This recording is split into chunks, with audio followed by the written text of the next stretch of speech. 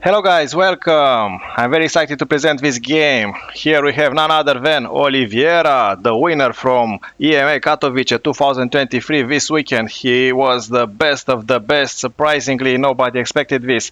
And his opponent, Reynor, none other than Reynor from Italy, one of our favorite. What happened at Katowice was a total surprise for everyone. It was one of the biggest upsets in StarCraft 2 history. Oliveira was able to defeat Maru in the grand final and he became 2023 world champion. Was this unexpected? As they say in America, hell yeah. He's also known as the Lucky Terran. He's 22 years old, he's from China. And now let's see what the Lucky Terran, Oliveira, is going to do against Reynor. Like usual, my name is Keanu and I'm going to find out together with you.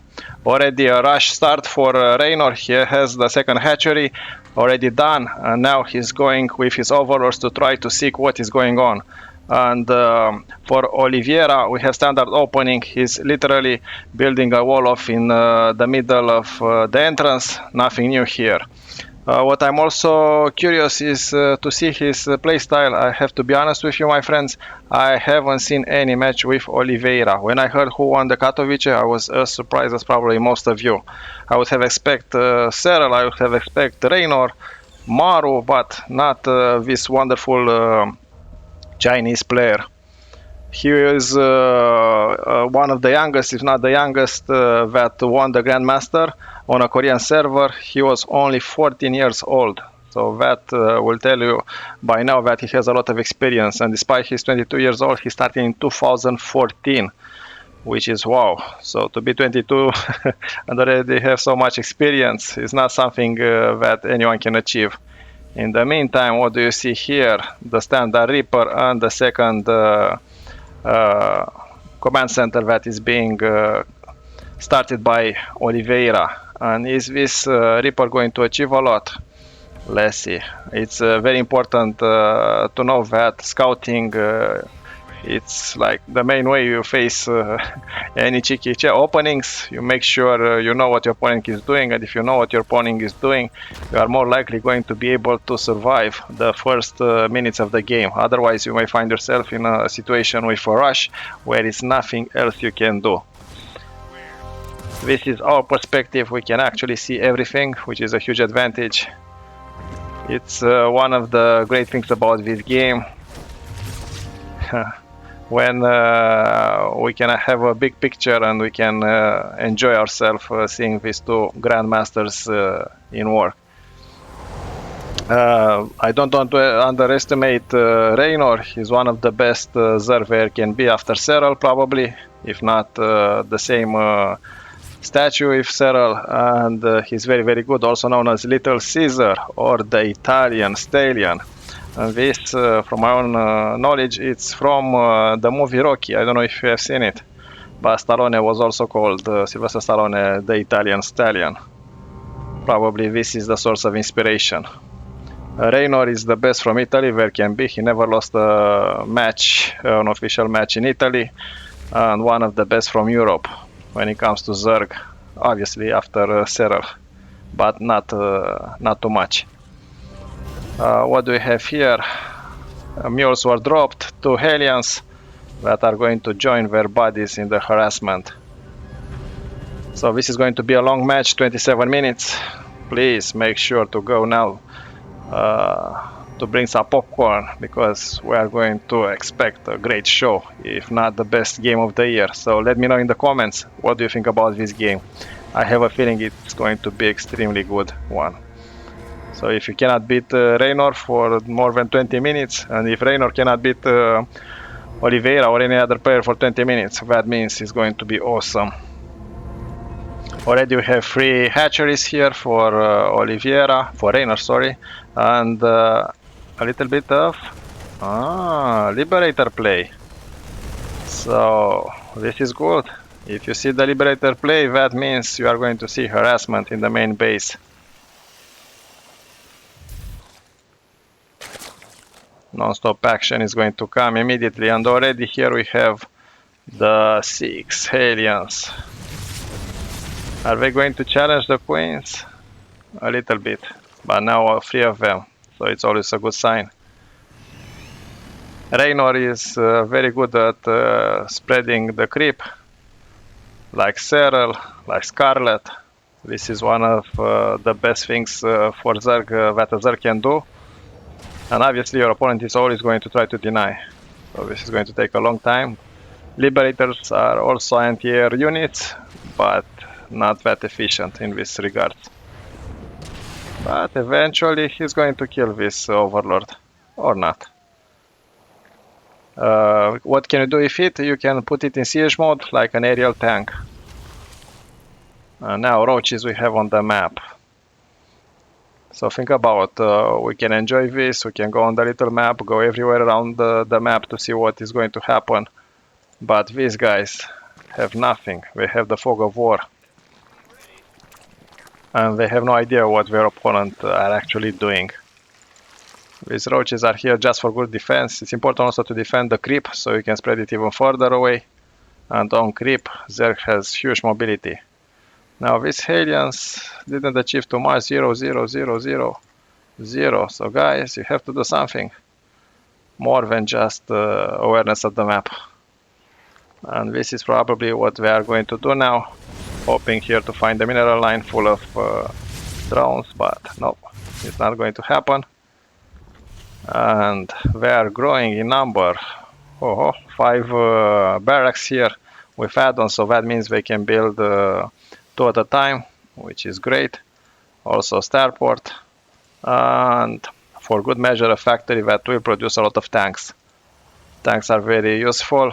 They create a second line of defense, and in case you want to attack, you can use them to the best advantage with the splash damage. So these 3 Hellions, 1, 2, 3, 1. So Reynor is very, very good in defense. I told you, I have no idea who is winning this game. I don't want to see. Now what I'm talking about. Killing some of the drones. Much better. These Marines were saved in the last moment. Why I don't want to see and prefer to watch together with you? Because if you see who is winning, then it's not going to be that exciting. It's like knowing who won the football grand final and then watching again. It's not the same thing. Like what happened with Argentina and France. You don't want to see the match if you already know that Argentina won. 2 medivacs here, 1 Morotor. These are very good beefy units. Yeah, just trying to make sure Reynor does not have too much creep spread. Reynor already on the attack. Hey, save Jimmy. No, Jimmy is dead. You are not supposed to leave anyone behind. This is the motto for the SEAL units. In the meantime, a drop. I like the playstyle of Oliveira. He's the best Chinese player of StarCraft. And as far as I understood, he also won StarCraft 1. So he played with both StarCraft 1 and StarCraft 2 games. Now dropping them here. See, you have no awareness, but suddenly they appear. Like literally from nowhere. But excellent cancelling of the hatchery now. A little bit of skirmish here. Nothing that these roaches can do. In my own opinion, Reynor would beneficial some air units just to prevent these drops from harassing. Because if you kill the medivac, the Marines are sitting ducks. Now another scan here to kill as much as possible from the creep. Excellent play from Oliveira. An interesting choice of name for Li Peinan. Oliveira. When I first heard the name, I thought, oh, what? Someone from Spain? And then I saw, oh, China. Interesting. So they almost split the map in 2. And look at these sensor towers, providing excellent cover. So Oliveira knows where his opponent is. And now the Terran is on his way. Look how much the creep was spread. Almost to the position of the Terran. Excellent engagement here.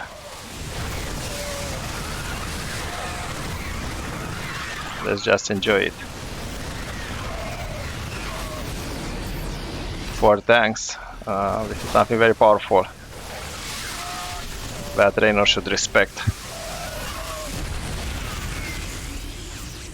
This is a slow push, methodical push approach from Oliveira. And now this hatchery is in serious danger. The drones need to be evacuated. Both players toe to toe, 180 versus 180. And now Reynor, with a lot of Zerlings, managed to do some damage, but not that much. He needs to retreat. It was a very good engagement for Oliveira. He managed to split his units. And now he's attacking this hatchery as well, killing more of the drones. 70 for Reynor now, and 74 for Oliveira, so Oliveira has an economic advantage. Look at the minerals. It's light, but this adds up over time. This hatchery again is bombarded, but now here we have Revengers. With one shot they can kill a lot of tanks if they are able to get close enough. And while this is happening, a counterattack with Zerlings. So non-stop action everywhere. I told you this is probably the best game of the year. Yeah, go, go, go, go, go, go. Kill as many workers as possible, boys. Do your thing. Now the SUVs are safe. The Marines are here. Now Zerlings off creep. Not that good, but fast enough to be able to catch one tank off guard. And these Zerlings over here trying again to deny some of the mineral. Oh, excellent, Young. This is why Vipers are very good. Yeah, you have your tanks way behind doing auto splash damage, but what do you do? Nothing. Nothing you can do here.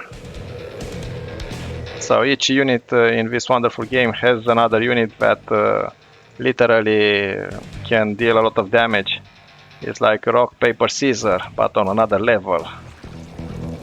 Look at them go. And here we have another Zerg army. You cannot put all your eggs in one basket, as they say. You need to spread it. Because your opponent at pro level is going to attack in all directions. Now, what you see here is Vipers gathering more energy. They're literally sucking the life of the hatchery in order to use it in their next engagement. You need to be careful. If you draw too much, you are literally going to kill your own units. Now immediately this medivac was infested. So hello, you need to drop the units. You need to drop the units. Look at the health going down. Ah, surviving barely. A bunch of Zerglis here on the top. The main army in the center, so you can move both to the south and to the north. This hatchery is oversaturated. And look at the income. Now it's favoring Reynor. He has 88 workers, but more workers means less army. It's a challenge, you don't know what exactly to do. Zerg needs more minerals. It's not that cost efficient, like the Protoss or like the Terran. Another engagement here, so non-stop action. Look how many Bailings if we are going to roll. Bye bye BO units. Now how many hatcheries? 1, but this is almost done. 2, 3, 4, 5, 6, 7, 8. Wow. So I'm pretty sure because it's a long game, we are going to use as many minerals as possible. Probably going to have no more on the map. And now the Ghosts are here for Oliveira. These are very efficient units. Ghosts can do a lot of damage. An Overlord drop. Guys, we have everything here. Overlord drops. We do not see them very often. Non-stop action. So literally a split scenario. Reynor has more bases than Oliveira. And now this drop, is it going to achieve anything? Yes, but look at the timing of this missile turrets. It's like 1 second they are done, and exactly then we have the drop. Wow, this is what pro players are doing. Now until the overlords are dead, they unloaded their cargo. And we are going to do a lot of damage. While this is happening, another attack here in the center, one here, trying to kill the production units of the Terran. So non-stop action. Action in the middle, action in the main base. With a very cheeky Overlord drop. They are still here. Nah, but they are being dealt with. And same with the attack in the center. Oh, Widow Mine, 9 kills. Wow. And look at the Ghost. With the cloak ability they can do a lot of damage. The only thing that can see them is an Overseer and the Spore Crawlers. Is it going to be a game when we are going to see some nukes? I really hope so. I really enjoy seeing nukes in action. Now these Zerlings run by, killing the tank, trying to do as much economic possible damage as they can, but not sufficient. Both players are maxed out almost. Oliveira 189, Reynor 187, and we are talking about excellent players. With a lot of money in the bank, Reynor can afford to lose units. Well, let's see how many units he can afford to lose in the future. Wow, what a splash damage. But still the snipe is excellent. Another drop here. And this main base is a real danger. While the main attack is here, this Ghost, if the Bailings are able to explode on them. Wow. But still the Ghosts are here. And look how them are able to snipe. So action is happening everywhere in the main base. Some Nidus Swarm will be nice. And now Reynor 191 versus Oliveira 155. But never underestimate the Terran with Ghost, with Widow Mines, with tanks. Who knows what is going to happen. And sometimes the number are deceiving. I cast and I saw a lot of games where I was like, oh, he's going to lose. No. You do not know until the end of the game. Now, Widow Mines were very good for splash damage, so you have to think about it.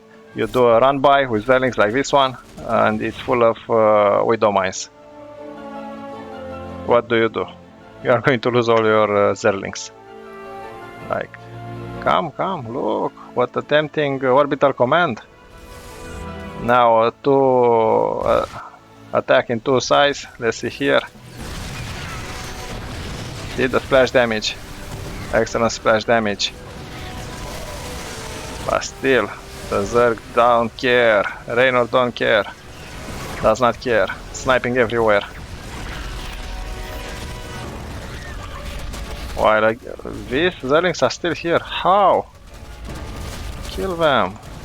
Go, Ghost, go. Now taking this expansion, usually it's Terran expansion, it's not Zerg's expansion.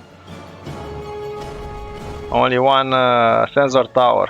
So when Reynor is going to kill a sensor tower, basically it's blocking his opponent from knowing when he's going to attack. But Terran has this ability to scan and to see anywhere on the map. But this costs energy, so if you are doing this too often, you are going to have less mules available, and mules are very important. Now for good measures, here we have 5 Overseers. You really want to see where are the Widow Mines, you really want to see the Ghost. Excellent engagement here, killing some of the structures. And Reynor still has an economic advantage.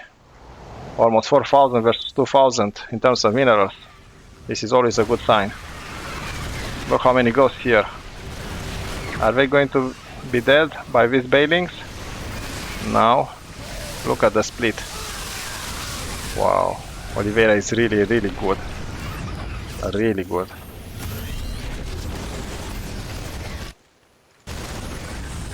This is why he won the championship.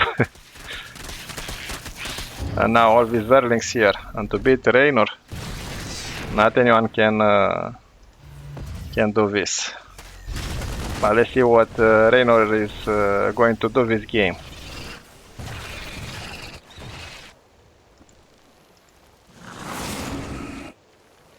So workers 89 versus 68. This is very good for Reynor. And in terms of the army, we are pretty equal. We're talking about 108 versus 103. Another scan, so Oliveira probably is thinking to attack this base. Now this Zerling is going to attack. Try to deny. Here we have a Liberator, 2 kills, 3 kills, 4 kills. But in the meantime, with this run bys, Reynor is able to kill some tanks, some economy. Even these supply depots are important because without them you cannot build. And Zerlings cost only minerals, and minerals has a lot. How many ghosts? Wow! 1, 2, 3, 4, 5, 6, 7, 8, 9, 10, 11, 12, 14, 14. Wow! So many ghosts. Ghosts everywhere. Now look at these Zerlings borrowed here. Attack on this fortress. Dead. A lot of ghosts. So Oliveira is really into ghosts. Now these Zerlings again. It's very hard to keep track of everything. But look at the creep, it's everywhere. This base, just mining, chilling. The difference in income allows Reynor to just throw units everywhere. These two Zerlings still alive? Hero. One Zerling versus a siege tank. That was epic. Look at the snipe. Sniping everywhere. Now the Zerling is coming. The swarm is here. Denying as much as possible. Oh, excellent detonation of the widow mines. These are not trade efficient at all. So not only it was perfect the splitting, but also the widow mines did a lot of splash damage, killing a lot of the bailings. I don't know if Reynor can afford to continue like this. In the meantime, Oliveira base is still decent in terms of minerals. At least this one, and this one, so 3 bases. And for Reynor minerals we can have here, 1, 2, 2.5 bases. So he's also running low. Another drop by. What is the game with drops? Overlords are going to the main base. This huge line of Zerlings. It was more like a distraction. Now here we have a Liberator trying to harass as much as possible. I'm very surprised, no air units whatsoever. I would have expected at least a couple. And this Liberator doing way too much damage, 24 kills. And here is the main action happening. Bailings rolling everywhere. But again, sniping. And Ultralisk are very expensive units. And in the meantime, another drop in the main base, trying to kill as many structures as possible.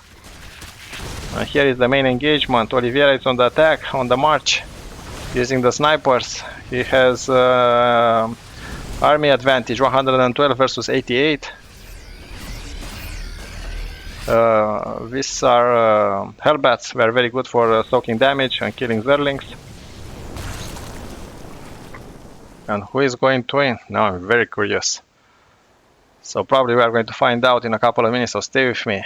This is the best, most intensive game I've casted in a long time. And in a long time I mean like in a couple of weeks. This is a new channel after all. So thank you for subscribing. This is helping a lot to raise awareness about this channel. YouTube algorithm works like this. If nobody subscribes, you are in a big problem. We are not going to most likely recommend you. Also, please let me know who do you want me to cast in the future. Which are your favorite players? And I'm going to do my best to do it. Now here in the main base, yeah, the drop was solved. Scanning everywhere. So Oliveira really needs to know where exactly are all the units. His Hellbats are dead. Yeah, nothing you can do as a Hellbat against an Ultralisk. These are very beefy units. And now Oliveira coming here to destroy, to finish this hatchery. He realized this is the main source of income for Reynor. Reynor now, even with the same amount of minerals like Oliveira, this is not a good sign for the Zerg. Zerg needs to have way more. He's not very trade efficient, and it looks like a little bit of a base race. So Oliveira is attacking here in the north, Reynor here in the south. But Terran has an advantage. Terran can lift their units. And now Oliveira has a huge advantage in terms of the army. 188 versus 94. And a lot of ghosts. And ghosts are some of the most underestimated powerful units in StarCraft universe. Because they are cloaked. They can kill overseers, remain cloaked. And there's nothing you can do. You cannot see them. And with the sniping ability, they don't care how powerful your unit is.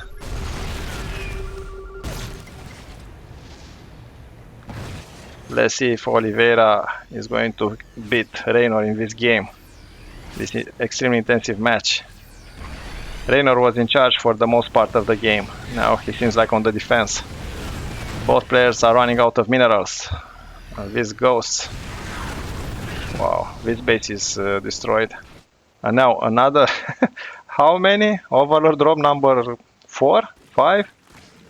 Wow. So this is. So look, he destroyed most of the structures from this part of the main base. Now going for the production, but there aren't too many minerals. And Reynor almost used all his banks.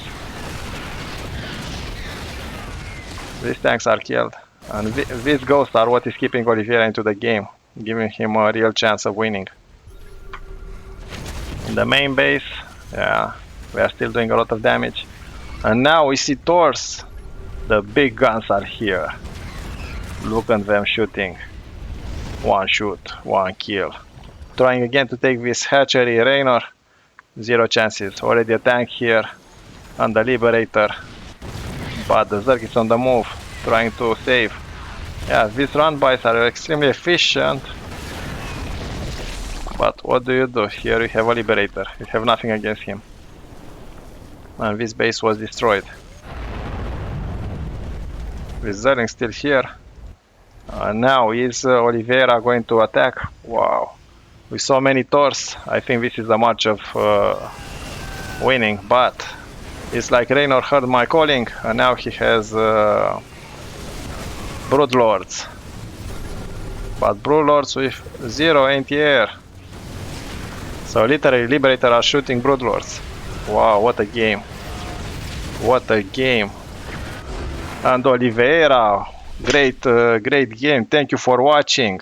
Remember to subscribe, and see you next time. Keanu over.